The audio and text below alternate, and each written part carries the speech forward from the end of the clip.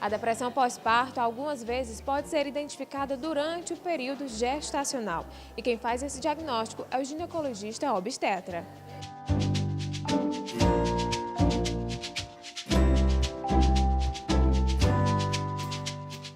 Geralmente, a gente acompanha no puerpério pacientes que nós acompanhamos durante o pré-natal.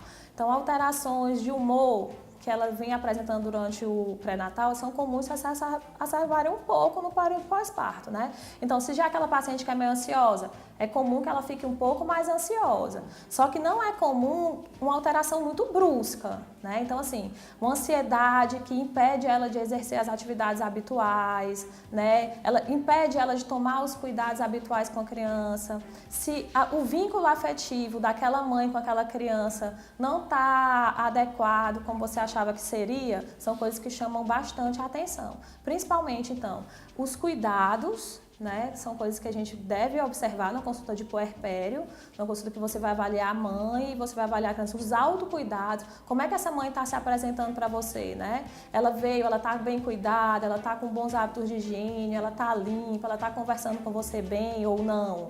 E como que ela está cuidando dessa criança, né? A maneira como ela segura a criança, se a criança está limpa, se a criança está bem alimentada, né? São todas situações e são condições que você tem como observar como é que está o vínculo mãe-bebê, que é uma das principais preocupações que a gente tem nesses quadros de depressão pós-parto. Se você percebe que algo ali não está bem, não está adequado, já cabe uma segunda avaliação ou até você encaminhar para um psicólogo, alguém dar uma conversada nesse sentido.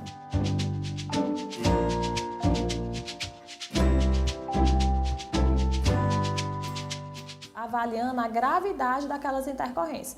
Então a gente sabe que no período puerperal, por exemplo, a gente tem determinados hormônios que vão subir muito, né? A dose da prolactina, por exemplo. E essas alterações hormonais, elas podem sim estar associadas com transtornos do humor, né? Então elas podem estar associadas com uma labilidade emocional maior, um choro fácil. Só que você tem que observar qual é a magnitude daquilo na vida daquela paciente, né? Então, é diferente, é normal até que uma paciente que nunca teve filhos, por exemplo, e agora está vivenciando a maternidade pela primeira vez, ela se sinta ansiosa, ela se sinta meio deprimida, ela chora, ela tem alterações do sono. Mas a gente tem que prestar atenção na magnitude que aquilo ali está interferindo na vida dela, né? Então, não é uma questão de uma ansiedade em relação a não saber exercer bem esse novo papel que eu adquiri, que é um papel de mãe, né? Ou então está sendo mãe pela segunda vez, ou está cuidando dessa criança e tem mais 2 crianças em casa. Não é só essa ansiedade,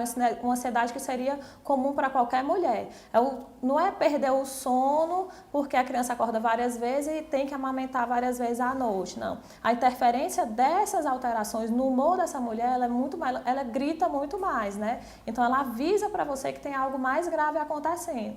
Então, uma ideação, a ruminação de pensamentos negativos, de incapacidade, baixa autoestima, né? A ansiedade que se cria, preocupações em relação ao bebê, que ela não vai ser capaz de cuidar daquela criança, né? Ou que aquela criança, por algum motivo, está interferindo na vida dela, né? Então, assim, em alguns casos, inclusive, são situações que a gente começa a perceber desde o período gestacional, né? Então, assim, nessa redefinição de papéis, se você percebe que essa ansiedade ela é maior e essa preocupação, ou às vezes até episódios depressivos, de choro, labilidade emocional que a paciente possa ter, é muito maior do que o usual, nas suas outras pacientes que você acompanha no pré-natal, vale a pena você pedir uma avaliação de um psiquiatra que trabalhe com você, de uma psicóloga que trabalhe com você, para que eles possam, né, que eles munidos de mais repertório para poder avaliar essas alterações emocionais, eles possam diagnosticar que seja algo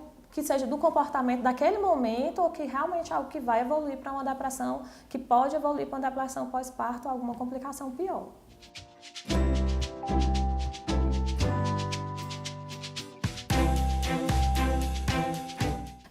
Entre os fatores de risco, que é importante a gente falar para a depressão pós-parto e esses transtornos do humor do puerpério, né? Então, assim, episódios depressivos da vida dela, mesmo fora do período gestacional, são considerados fatores de risco. A história de depressão pós-parto ou blues puerperal, que são outras condições, algumas outras condições associadas ao humor em outras gravidezes também são considerados fatores de risco, sim.